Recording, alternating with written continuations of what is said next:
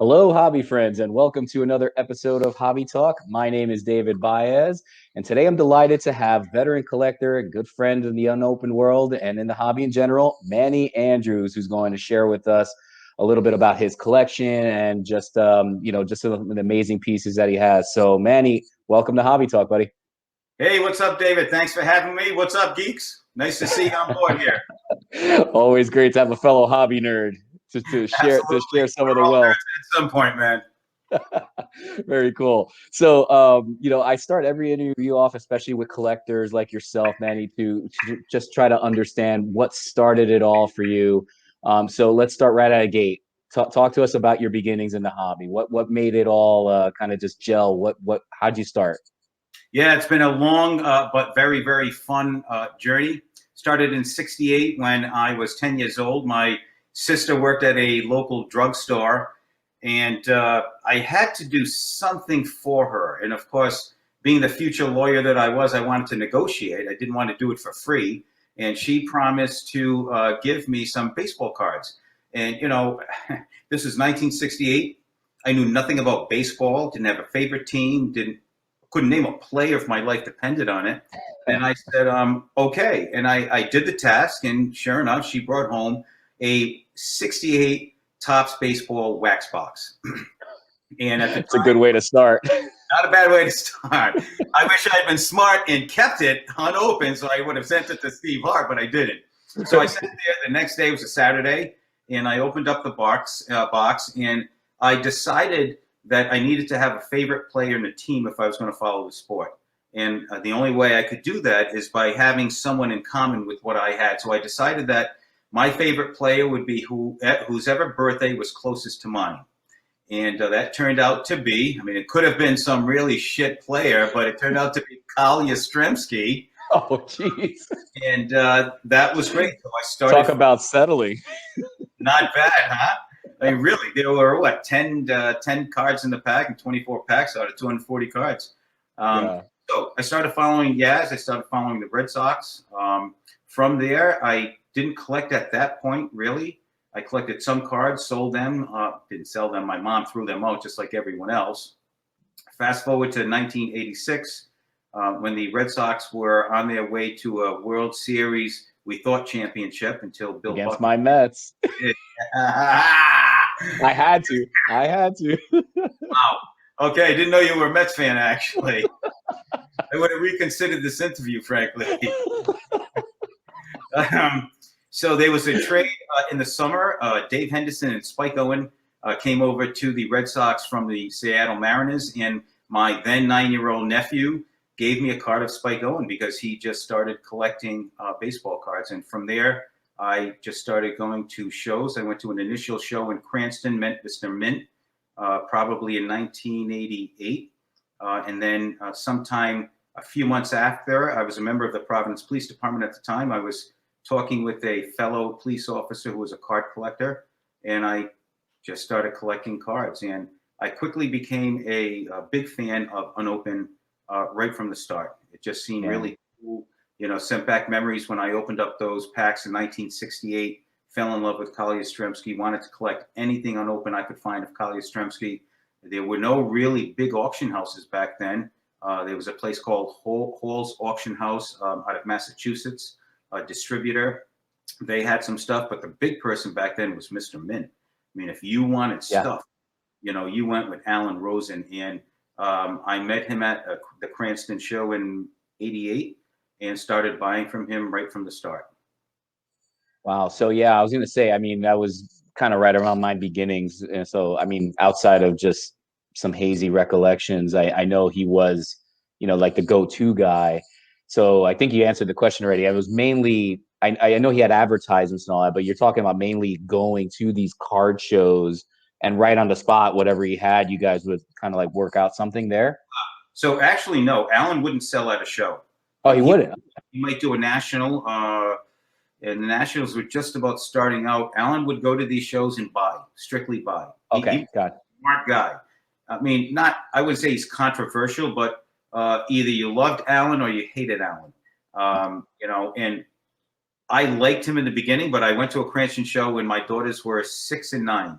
and I had built it up. I mean, I had gotten a Beanie Baby of Alan Rosen at the Pryor Cranston show. My daughters were so excited to meet him. We wanted to get his autograph. And my daughter decided to say, 9 years old, she wanted to ask him a question. And she said, Mr. Rosen, Mr. Mint, do you still collect? And his answer to my daughters was, the only thing I collect is dead presidents, meaning 50s, 100s. Yeah, right. You know, and my daughter's like, Dad, you know, why does Mr. Mint collect dead presidents? So interesting conversation for the ride home. with a guy with kids. Okay. And so I still did business with him because he had great stuff and access to great stuff.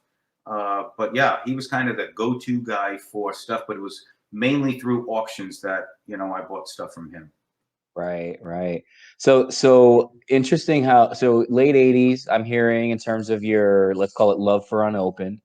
Talk to me a little bit about the evolution of your, you know, unopened collection from that time period, you know, as far as you want into present day. You know, how did that evolve? Where did you see yourself focusing maybe on one area or one player more than another? Tell us a little bit about that.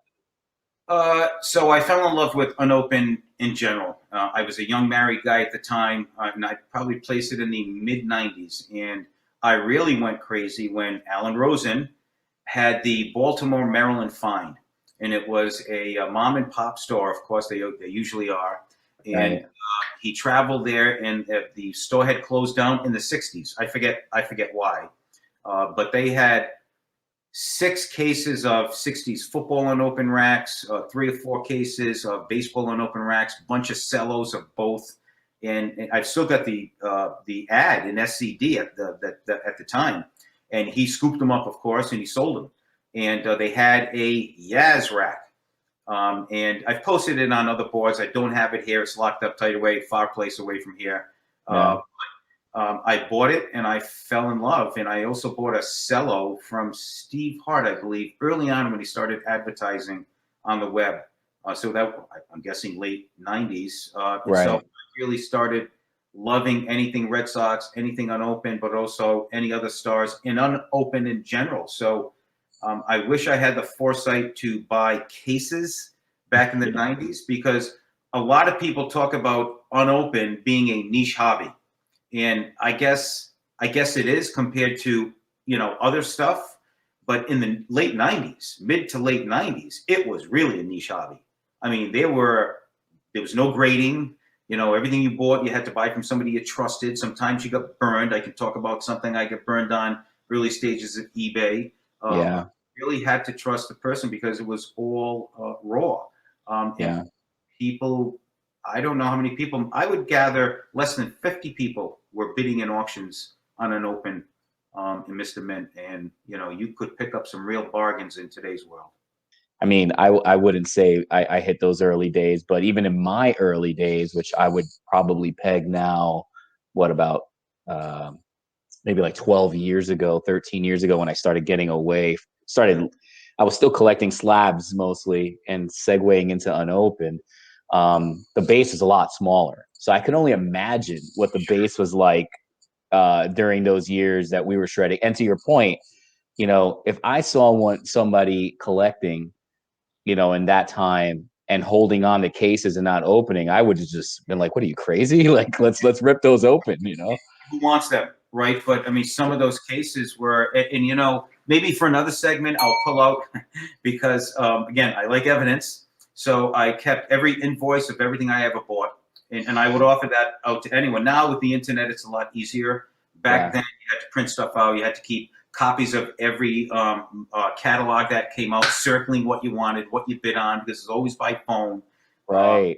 And so I've got all that stuff, and it's pretty cool to look back at. In fact, some of the stuff that I've sold to fellow collectors, I've told them, hey, here's what I bought it for. Here's the ad. Here's who sold it. Yeah. It's pretty cool to look back. So Absolutely. Yeah. The story behind it, the provenance, right? I mean, it's just kind of cool to know, you know, how it all started and ultimately how it ends up in another unopened collector, another hobby nerd's hands, right? yeah, and So, yeah, I mean, listen, we're all hoarders when it comes to a point. And I always said I would never sell, never sell. But I look back at the stuff that I've consigned to auction houses, and it's amazing the stuff that I've sold. It's like, wow, if I had ever held on to that stuff. But there comes a time in everyone's life, every collector, no matter what you collect, where, you know, it's advantageous to sell, like now. I mean, it's, you can make a lot of money selling stuff for 10, 20, 30,000 that you may have paid 3,000, 4,000. You know, as I tell them and other collectors I talk to, I don't want to die with a lot of cardboard in my basement or in my safe deposit boxes or elsewhere. Because number one, you know, it's great to have, but how many times do you look at the stuff, right? You know, you got it, but you look at it. And then the other thing is, you know, God forbid, it happens all the time. You know, I'm a lawyer. I'm an ex-cop. There's traffic accidents. There's whatever type of thing. People die, natural causes, and you've got a ton of stuff. And now it's up to your wife or partner or child or children to figure out what the hell to do. You know, with some of the collections out there, David, that's a really daunting task. It sure is, and more importantly, to make sure that you're, I'll touch on this briefly, you know, but I think it's also really important to, like as you said earlier, right, keeping good notes, if you will, because, you know, one of the unfortunate realities of the hobby as well is, you know, where there's money, there's sharks, and you know, you don't want your family to end up getting, you know, let's call it 10 cents on the dollar of what that's really worth, right? Yeah, and you, especially if you, it's been a labor of love for you. So exactly, especially a fun subject, however. Segueing. But you know what? It's an important topic. It really is. In fact, I saw something that a longtime poster on the CU boards, and not many people go to the CU boards now because FaceTime is much more instant. You know, it's just easier. But he was like, "Hey, what happens when you die?" And guys were posting, kind of poking fun at it, and saying, you know, that's their problem, or who cares? You know, I don't subscribe to that theory. I want to make sure that everything that I've put into this hobby is maximized. And I maybe it's the lawyer in me, but I have explicit instructions, who to talk to, what's what, where's where, present value. And in this day and age, you have to update that present value like every 6 months, because it might be every 2 weeks, right? You know, but well said, Manny. I mean, and I think a lot of us, I certainly feel the same way as you, and on everything you just said. You know, but kind of segueing into you know, a little bit of the collection you currently have. You want to, you know, to me, I know I've seen them on the post, some of the great things you collect. And certainly I have to have a napkin sometimes at hand to wipe the drool off. But I was hoping maybe. Yeah, go ahead. Sorry, go ahead. No, I was gonna say I was hoping you could share a little bit with us on some of the awesome items in your collection current day. Sure. So a lot of the really, really nice stuff I don't have here, and honestly, I didn't have time to get the stuff, but I have some good anecdotal stories, if you don't mind me sharing. Of course. So I'm wearing the 2004 Boston Red Sox championship sweater. It was actually a limited edition given away at one of the World Series games that I attended, and it's really cool. And you know, they were on a run to a championship, everyone knew, after losing badly against the hated Yankees in 2003. And in 2004, of course, we came back after losing the first 3 and sweeping 4. So I bought a bunch of wax boxes in celebration from David Adams Card World. They were the 2004 SP Legendary Cuts. And I Very nice. Yeah, I'm not a big ripper. I rip sometimes, but I decided to these boxes after my daughters got good report cards, and we pulled a Cy Young 1-of-1 blue autograph card, which was absolutely amazing. Wow. My daughters didn't know who Cy Young was, of course, so I Googled it for them. But when we found out the value, the question was, do we hold it? Do we sell it? Quickly became obvious we should sell it. So we did sell it to a collector in Atlanta who was trying to put together the entire 1-of-1 set. I'm sure at the time they probably paid $500,000. My guess is it's worth a fraction of that price because it was a hot item at the time. But you know, it was really the beginning of the autographs and the 1-of-1s. Right. I thought it was cool. And on the first Super Bowl, the second Super Bowl, 2004, or first one, sorry, for the Patriots, I took a picture, which I later sent in to Beckett, figuring that they might print it. And it appeared in the issue with A-Rod on it. Very nice. And the picture of me and my daughters holding the card with a little story about what we did with the card. So my daughters really got into collecting at that point. I mean, they're not active collectors, but I have certain sets put aside that they want me to put together and collect. Yeah. So that's very cool. Very cool. It was cool to see that. And my daughters got a kick out of it because they went to school and showed everyone the yeah. And how many kids get to show up at Beckett, right? I know. I was about to say that's like great. And it just makes it's just a great story that the dotted line, hobby and family and all. I mean, it's just really cool on so many levels. Yeah, and so recently I've been digging out stuff, and I took a picture of that and sent that to them on Throwback Thursday, and they were like, "Oh, I remember that." Yeah, of the school for like a week. Yeah, I was gonna say they're like the cool kids walking in. Hey, going back to when I started collecting, this is a really cool item. It was 88, 89. There was some great rookies that came up because there was one rookie that went on to become one of really transformed the game at the time, right? Ken Griffey Jr. And he had just finished off his rookie season. And it was amazing because the Mariners at the time didn't make the playoffs because they stunk at the time. And in October of 89, or maybe November, but it wasn't the winter, Ken Griffey Jr. did a signing at Boston College High School to benefit the sports. I have no idea what the connection was, but obviously a promoter had a connection with somebody, and I went. And it was one of the first shows that I attended, and I did. I got a signature on a Cooperstown bat. I had a feeling he'd be a Hall of Famer at some point. And it's probably tough to see. It's probably upside. Oh yeah, I see it. Yep. Yeah, it's a really great Griffey signature. Wow, nice clean signature too. I love it. I mean, he was 18 years old at the time. He was just a boy, and long line. But I think that's when he was popping home runs with his dad, back to back on the lineup. Exactly. It's the first time I've taken this off this bat in probably 20 years too. Yeah. That is great. I love that. Yeah, it's a nice piece. Someday it'll hang on my Manny cave downstairs. Yeah, I'm looking forward to seeing some final pictures of the Manny cave, by the way. For I think, like most construction projects, things are going slow and they've ground to a halt now because of an unforeseen circumstance. But it'll get done. Waiting for lumber, probably. Yes, that and other things, and that's for the Economist episode of Hobby Talk down the road. Oh, we could do a lot on that too.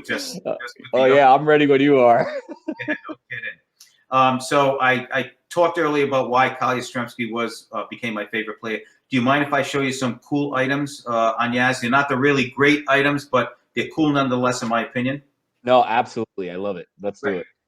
So back then, I don't know if they're still in existence, but there was a bread company called Arnold Bread Company in Boston, local to Massachusetts, and they put out a Sportsman Club placemat that was put out in it's not Howard Johnson's, and I can't remember the name of the local place, but it was a breakfast place, and somebody took this placemat. I mean, how many people took a placemat back in like 71 and kept it in pristine condition? But it's a really cool Yaz piece if you're a Yaz collector. Yeah, that is really cool.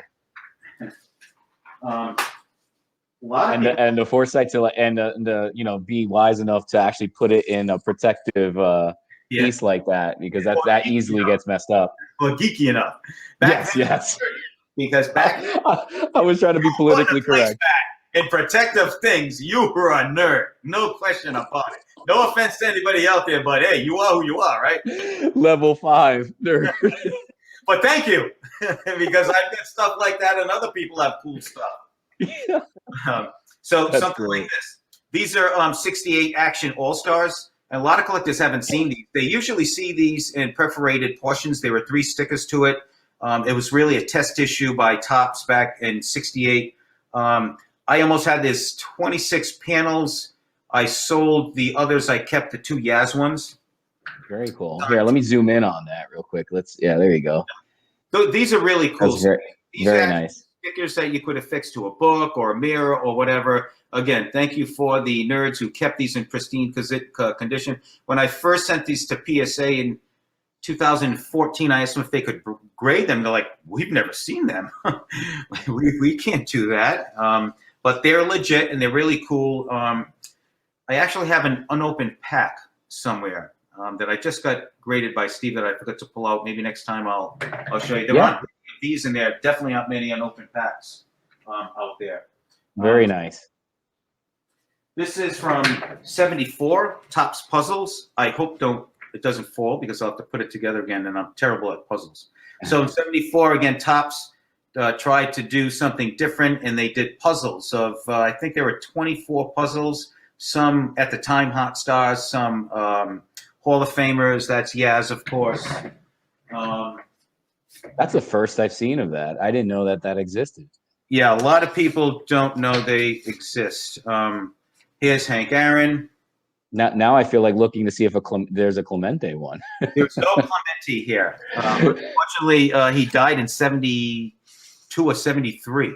Yeah, he died at the end of his last issue was '73, but he had died at the end of the year there. And here's Reggie. Reggie's cool. Very cool. Yep, I'll show you Love one. it.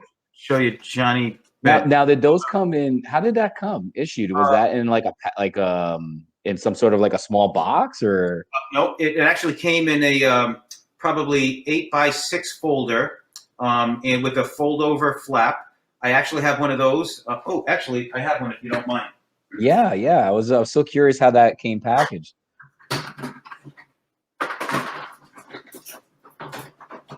Sorry about that. No worries. So this is how it came packaged. Baseball jigsaw puzzles. Wow, that's amazing. And, Mike Cerancione, of course, loves it and drools over it like you do, because it's got Tom Seaver on the front. Tom, terrific, love it. And I actually bought this from Baseball Card Exchange directly, probably early 2000s. Not many of these around. And I won an eBay auction with all the other puzzles, minus Ryan, and I got 3 wrappers. So I sent 2 to Mike, one for his son and one for him, and one to Dave Danbury, because it was something that was missing in his collection. But it's a really cool item. Nolan Ryan is the best one, the only one I didn't have. Whenever you see it, it's going to be noticeably off-center. Mike didn't see it. I'll show you 2 more. Johnny Bench. And very cool. I'll save the best for last for my good friend, Mike Cerancione. Oh, awesome. Yeah, they're Love really it. So that's another item. In '69, they put out the transigrams. A lot of collectors haven't seen these. These are just little G.I. Joe action figures, right, of your favorite player. I mean, you couldn't do much with them, I'm guessing. They're so fragile. But it had a card on back. They had 24 or so. This is an unopened with Yaz. I've also got one that's a triple. I'm sorry, what year did you say that was? 69 transigrams. 69, okay. Yeah, 68, 69, one of the two. They might have done them 2 years, I can't remember, but I'm pretty sure these are 69. Actually, they did them 69 and 70 because there's 70 grams, And so then they also had the 3-panel. This is one where the doesn't include the actual figure, but in the actual box with these 3, you would have a Stottlemyre, a Tony Oliva, and a Kali Yastrzemski figure. So those are pretty cool and pretty obscure too. Yeah, I was going to say, like, some of the stuff you're showing here, that's just they're first for me for sure. Very nice stuff. Except the placemat, I have like 10 of those. So you're the guy. Thank you. You bought it off me. No, I'm kidding. Awesome. I'm kidding. In today's day and age, I hate to say, you'd probably be able to replicate that pretty well. And what would you know, right? I mean, people have been fabricating art and all types of collectibles for years. And I'll share a bad story. early on when I was collecting, I bought this box before Steve. Before Steve Hart was authenticating boxes, nobody authenticated, right? Right. Nobody said, okay, you had to really, like I said earlier, rely on who the buyer was. And back in the day, it was even more difficult because we didn't have the internet, right? Right. So you kind of relied on Sports Collectors Digest to see who advertised. That's all pre eBay too. So in terms of comps and all that, that became challenging as well, right? Nothing. If you wanted it, you bought it. And sometimes it was good, sometimes it was bad. But when eBay started, it really opened up a whole new avenue to collecting, and for people who wanted to commit fraud, right? And so you bought all your stuff raw. And I don't know, I can't remember when Steve started authenticating, or when GAI started authenticating. My guess is Steve's been in business for about 30 years now. So yeah, I would say shortly after he opened up his doors. I think it was like, from my interview with him, I think it was like 3 or 4 years after that, because he started wrapping to preserve, and then it just organically became an authentication piece. Yeah, and good for him for having the foresight to see it and the need for it. And so everything that I ever bought from Mr. Min or on Teletrade, a lot of you old guys will remember Teletrade. Teletrade was a service, telephone service. I can't remember where they were based, maybe in Massachusetts, where every Thursday they would have an auction, and they would send you a catalog, mail it to you, and it would have just lots, single line, no pictures, no grade, nothing. They had different sections for cards, totally subjective on. Talk about the honor system. What the grade was, no PSA, and you're dealing with the computer, not even like a person you can call up and talk to, engage their voice, their mannerism, whatever. And it was robotic. Hello, this is Teletrade. You have $100 on lot 157. Press 0 to confirm. Beep. You press 0. But I bought nothing but unopened. And I got some really, really great deals because back then there really weren't many avenues to sell. And I wasn't buying raw cards. It was just all unopened. And probably 90% of the stuff that I bought off Teletrade was legit. And then that is too funny that that goes back to where you sit in the 1 to 5 scale of nerddom. Yes, I'm telling you. It was, you're dealing with the computer. I am impressed. It was breaking. You know what I mean? If you were doing this stuff, you were on the cutting edge. I remember a pack that I bought, and I still kick myself in the ass when I can. It was a 1971 Topps baseball rack pack with Hank Aaron on top twice. And so I think it was a mixed 4th and 5th series pack with Nolan Ryan, like just loaded. I paid $150 for it, right?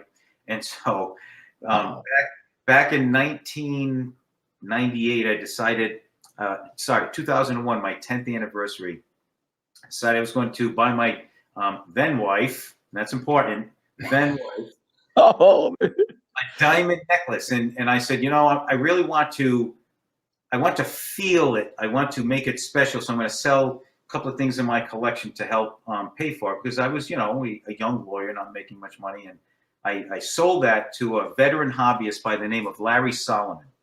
And Larry was one of the first guys. He had an amazing collection. It was all auctioned off, 500 packs. I'm digressing, but I sold a pack to Larry for $1,000. I'm guessing that rack would probably bring $25,000 or $30,000 today. That's not far fetched at all. No, it's a one of a kind, and knew it was legit. But if I can just say for a second, Larry was a guy who thought the sky was falling with an open. I think 2005, and he decided to sell everything, and it was an amazing collection of unopened. It was all unopened, no cards, no anything. And he sold. I'm sure he made a lot of money. But if he had that collection today, it's a lot more to your point. But hey, everyone sells at different points. Yeah, it's about comfort levels to your point as well. I won't get into the weeds on it, but you know, my father who got me, you know, who basically started me with the whole concept of slabs right in the very beginning of PSA because his friends were really into it. Cool. But I'm, you know, talk about dating myself, the Maestro auction days, right? All that. Five. I mean, that's when PSA pretty much started, I think, right? Or I'm talking about like first gen slabs. I mean, he still yeah. has some in his collection, but to make a to make a long story short, a lot of these guys kept on, you know, when he started sharing how I was really getting into it, they started kind of poking him on the shoulder and saying, get out now while you can. You know, it's peaking. And I remember they had one of at the time, I think it was a Pop One or Pop Two PSA 8, I think Clemente rookie, Well, which at the time they got like 20 something thousand for, but I can't imagine that's anywhere near what it's worth now. it was probably an 8.5 or a 9 if it was regraded at today with the half point system. So Amazing card. Yeah, it really was. But I think, yeah, I digress. I mean, my point is, yeah, there's everybody has their point where they're like, yeah, I think it's time to get out. And here we are today, well, spending a lot more than that. yeah, I don't want to die with a lot of cardboard in my basement or otherwhere. And there are other guys who have sold some pretty nice collections to do stuff, and I applaud that. And it's great to say you have stuff, but like we talked about earlier, you know, you should never be afraid, especially if you got stuff. If you got a lot of stuff and it's increased in value tenfold in the last year and a half. And when we're talking about an open or select rookie cards, you're really talking about that type of appreciation. Yeah. Uh, you know, you got to think about the future, man. Yeah. Well said. Absolutely. Well said. I mean, yeah, even myself, there were things that I wouldn't deny that I didn't think about selling, and then this happened and I did. So, Yeah. it was to fuel something else, but that's a whole other story. Hey, man, as long as you're having fun and happy. Absolutely. Hey, so we were Yeah. talking about bad stuff earlier. Do you mind if I segue into something? Did Yeah, go for it. you have something you wanted to ask me? No, go for it. Let's hear it. So back in the early days of eBay, we were talking about buying stuff.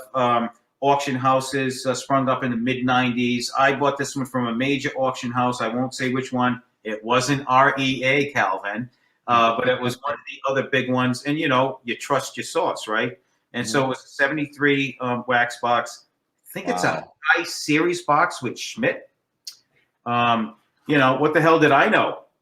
They had all the different Wow.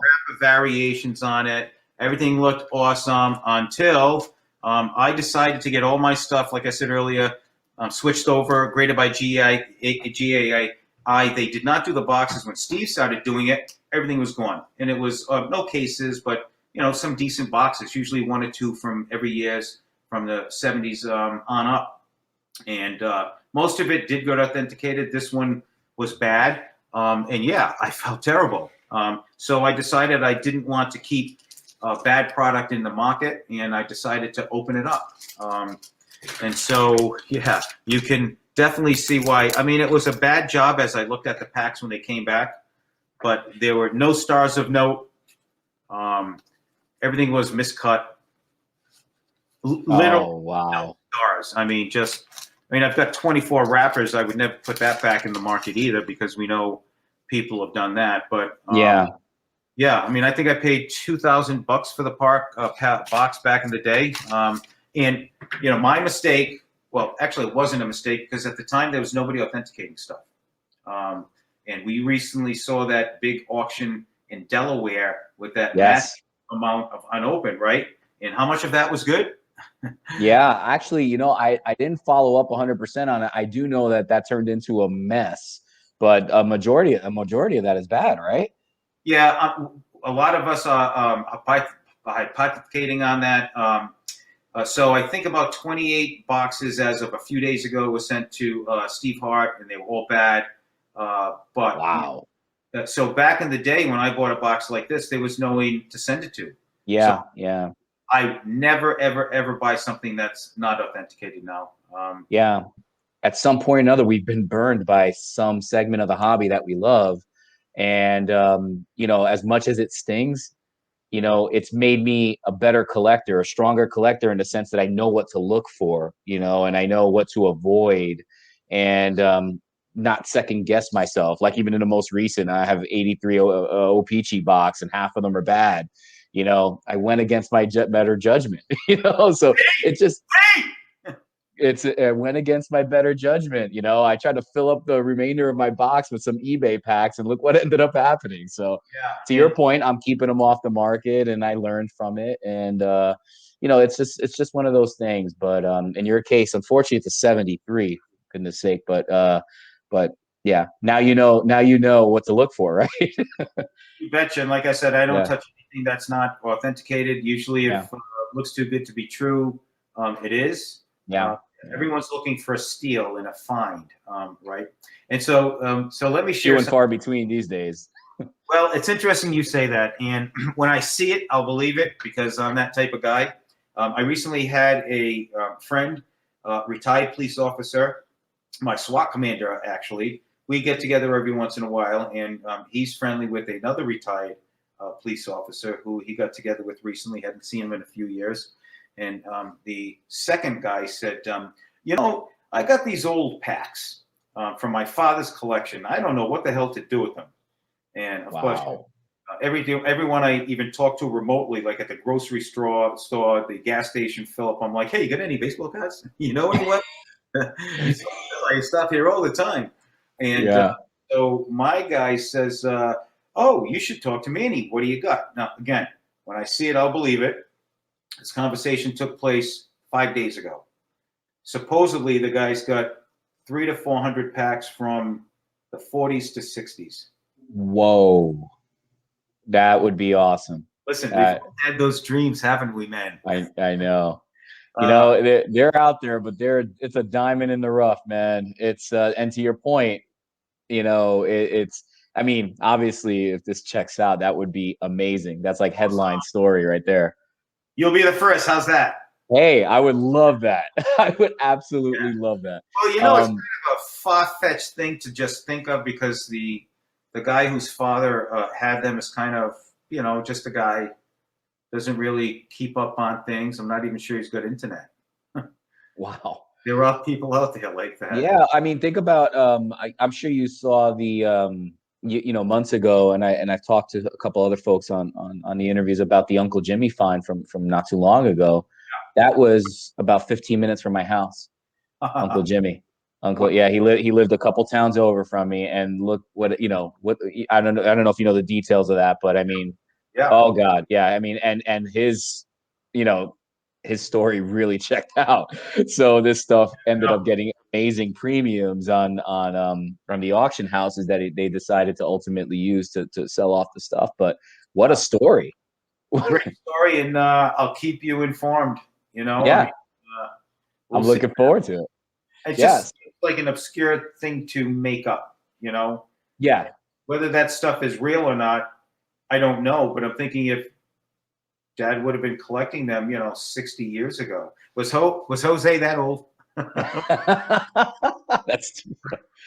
But you know what's funny is like we're kind of skeptics at heart, Manny, because I don't know how many times, like even in my town, you know, everybody knows at this point I'm you know, I'm a hobby nerd, I'm a card nerd, and I got some, you know, I have some friends of mine that'll come up to me and say, hey, you know, my I went to my parents' house and, you know, I found, you know, this old box of cards or whatever, and I'm like, oh, that's cool, you know, send me some pictures, I'll help you out just to understand, you know, where you're at with all that. And they open it up, it's like 88 Donruss.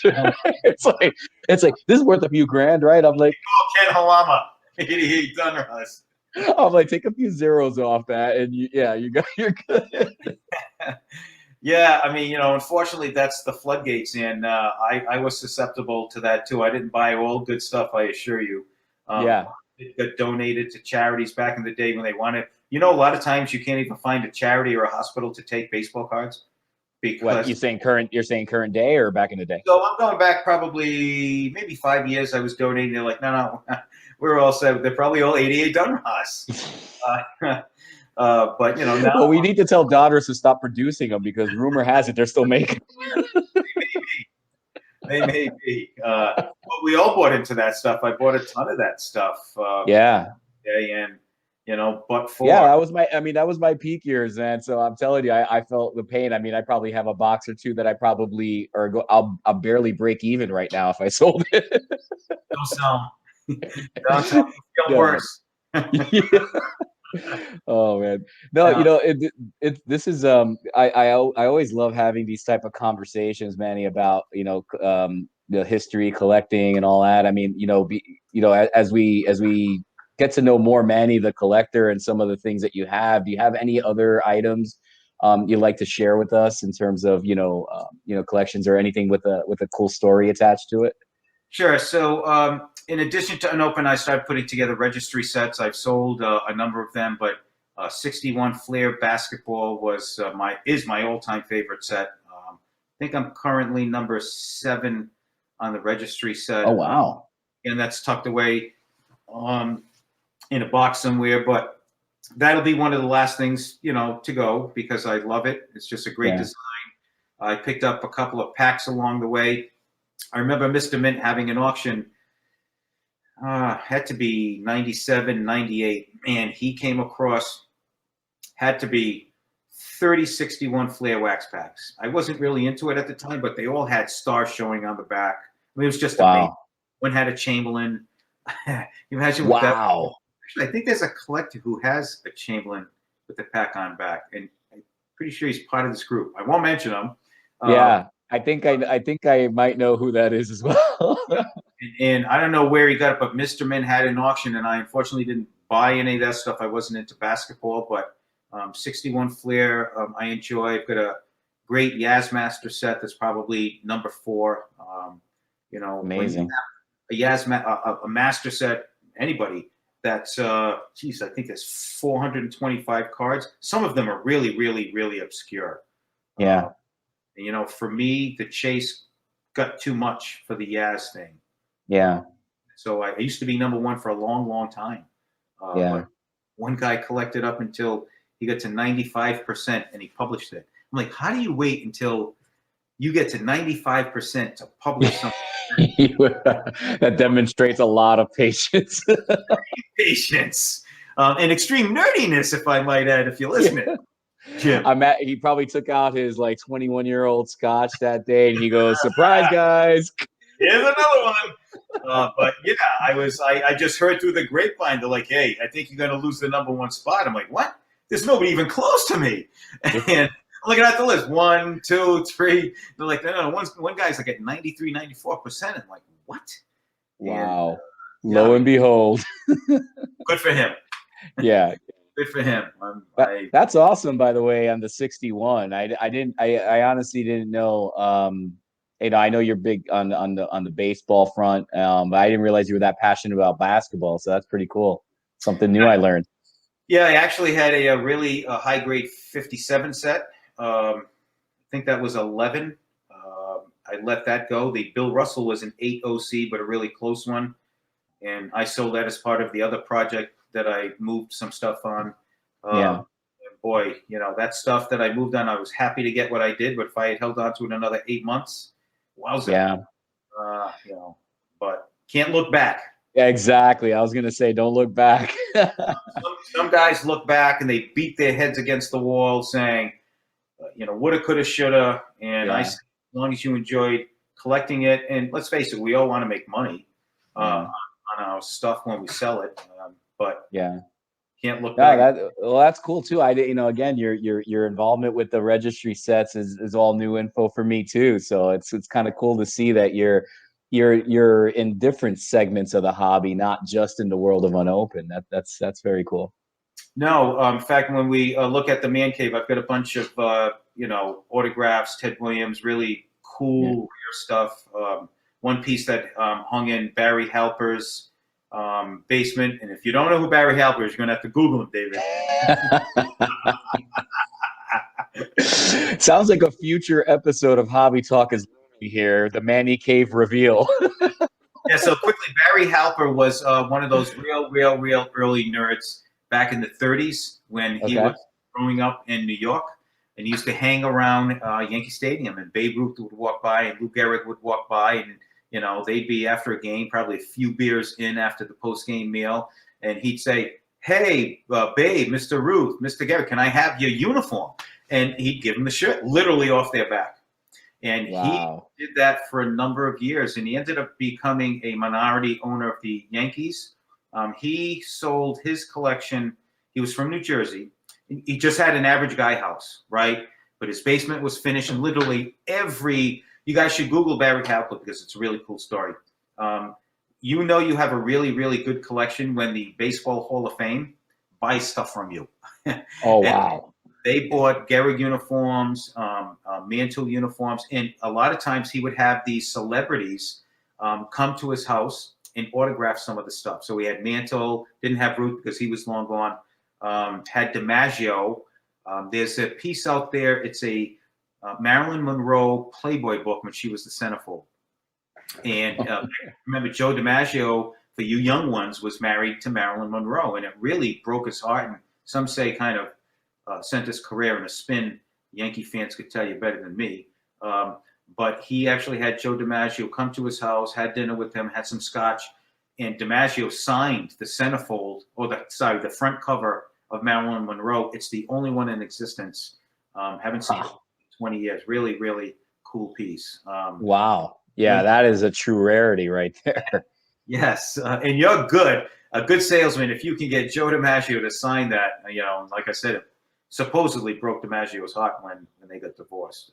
Yeah, I could imagine why. Everyone remembers the picture, David. Oh man, So that's crazy. Yeah, and I'm definitely gonna do some research on that. That was that's definitely news to me as yeah, well. so he did. He had this. There's an artist by the name of Armand LaMontagne, who's from North Smithfield, Rhode Island. Armand does a lot of the wood carvings for the Boston Hall of Fame Museum. He's done Larry Bird. He's done Bill Russell, Carl Yastrzemski, and he did a private thing for Ted Williams. And it was a lot of people understand, of course, Ted Williams, one of the greatest hitters ever, but he was also a Hall of Fame fisherman. And he was a great, great pilot in the Korean War and World War II. Really, really just an amazing guy. And Armand LaMontagne became friends with him because Armand was, still is a great fisherman. And so Armand said, you know, everyone knows you're a great hitter and a great pilot. Nobody knows you're a fisherman. I want to do a portrait of you fishing. And so they did, and I should have pulled it out. I'll show you next time. They did a huge portrait. From ground, it's about this high up. Uh-huh. And it's of Ted Williams fishing for trout in a stream with the waders on, holding a big trout with the line there. And it's young Ted Williams. It's entitled Home Run. And so Very nice. everyone hears about this and they think it's about Ted Williams hitting a home run out of Fenway Park, but it's about Ted holding a fish. And there were 2 lithographs made. The original was given to Ted. I don't know what happened after that. There were 2 lithographs made. One was given to Barry Halper because he was friends with Armand. One was given to somebody else. I can't remember. I think it's at the Boston Hall of Fame Museum. When Halper sold all his stuff, I got that picture of Ted Williams in a SCP auction or whoever auctioned up his stuff. But it's a, one of 2 pieces. Yeah, really, really, really, really cool piece. Wow, that is. I was gonna say the Manny Cave sounds more and more like an in-person visit. Yeah, well, happy to have you, man. I'll bring the beers. Happy or the to scotch. Yeah, no beers allowed in the Manny Cave. Scotch. No, it should be cool. I've got some cool pieces that I'll be happy to share. Very cool. So. Yeah, I and with that, being said, I can't thank you enough for so some of the things you just shared with me today. Like I said, I learned something new about you. I've always admired some of the the stuff you've shared online, in the groups, and this has just been a lot of fun. And I definitely hope we do this again at some point down the road here.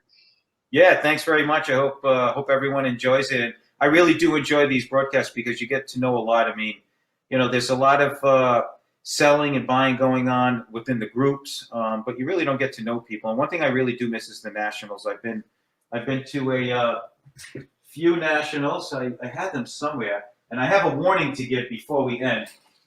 Few nationals, and I've met some great friends along the way. I mean, some guys like Tim, and Doug Mallow. I mean, we go back to the days in the mid '90s when eBay was first formed. You could Right. chat group, and I met these guys, and years later we're still friends, and I want to see all these guys at the next national. Hope to see you guys there. Yeah, I hope so as well. I'm really looking forward to I do enjoy this environment, but I'm really looking forward to branching out into doing the in-person interviews at some point down the road. So Yeah, those are cool. And yeah. I'd like to end with a warning if I can, David. Yeah. We talked about being careful buying stuff that we know is authenticated, but there's also another way that we have to be careful. And I've talked about it briefly other times, but they always say you can't drink and drive, and those reasons are obvious. And I'm going to show you a reason why you can't drink and bid. Uh-oh.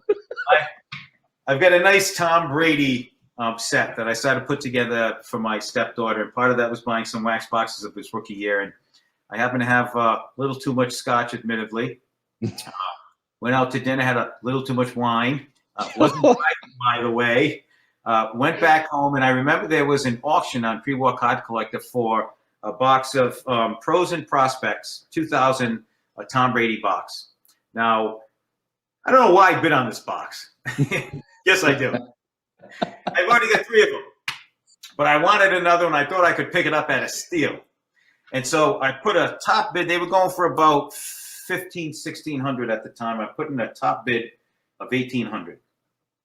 And I said, they're still going up. I'd be happy to pay $1,800 for it. And I'm sitting down. Unfortunately, I was on the throne at the time, and that's a true story. I'm putting my bid in. And I put in what I thought was $1,800. Oh no. It was $180,000. Oh no. Max bid on this box. Oh no. I could not retract. For some reason, I'm sure it was the operator. I could not retract, and of course, being a big boy that I am, I paid $8,000 for that box. Whoa. Now, the good news is the box is legit. Yeah. The bad news is somebody just kept on hitting that bid more, bid more, bid more, bid more, bid more, bid more. What kind of fool is going to pay this kind of money for that box? Bid more, bid more, bid more, bid more. All right. So what we learned today was if you're drinking scotch and wine and you're on the throne, do not bid on eBay. Right. Don't even bring the phone in the bathroom, David. Yeah. Words to live by, Manny. I thought I'd end with that good story. Yeah. On that note, thanks so much. Really appreciate it. This is a lot of fun. Hey, keep collecting, keep being happy. Have fun. Absolutely. Thanks. Very well said. We'll talk soon. All right, David. Thanks. Hey guys, thanks for watching today's video. Please click on the like and subscribe button. Just a couple quick updates. We are officially live on iTunes, Google, as well as Spotify for our podcast. Go to HobbyNetworkGroup.com for more details and links. Thanks for watching today's video and have a great day. Bye.